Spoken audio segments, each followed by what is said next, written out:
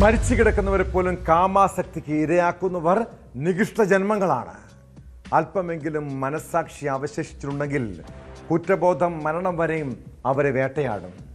കോഴിക്കോട് എലത്തൂരിൽ യുവതിയെ കൊലപ്പെടുത്തിയ ശേഷം മൃതദേഹത്തെയും ലൈംഗികമായി ഉപയോഗിച്ച സംഭവം കഴിഞ്ഞ ജനുവരിയിൽ കേരളത്തെ ആകെ നടുക്കിയതാണ്.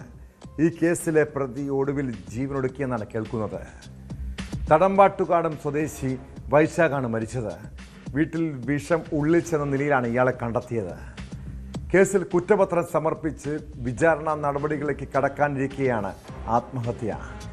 സംഭവത്തിൽ പോലീസ് കേസെടുത്ത് അന്വേഷണം ആരംഭിച്ചിട്ടുണ്ട്.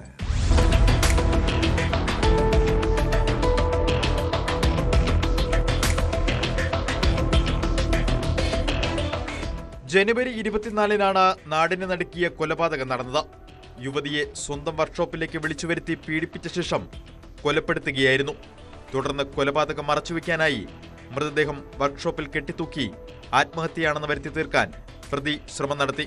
ഒരുമിച്ച് ജീവിക്കാൻ കഴിയാത്തതിനാൽ രണ്ടുപേർക്കും ഒരുമിച്ച് മരിക്കാം എന്ന് പറഞ്ഞാണ് യുവതിയെ ഇയാൾ വിളിച്ചു വരുത്തിയത്.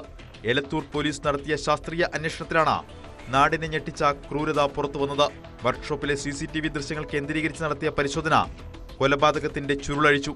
യുവതിയെ കൊലപ്പെടുത്തിയ ശേഷം പ്രതി മൃതദേഹത്തെ ലൈംഗികമായി ഉപയോഗിക്കുന്ന ഞെട്ടിക്കുന്ന ദൃശ്യങ്ങളും പോലീസിന് ലഭിച്ചിരുന്നു.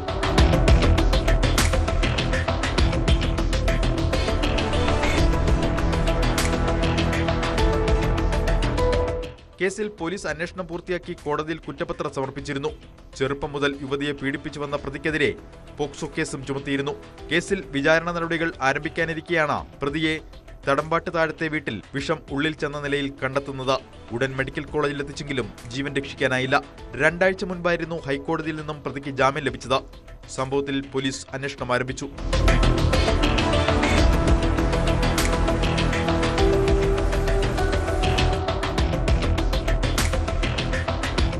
ന്യൂസ് 18 കോഴിക്കോട്. കൂടുതൽ വാർത്തകൾക്ക് news 18 Keralam YouTube channel subscribe ചെയ്യുക.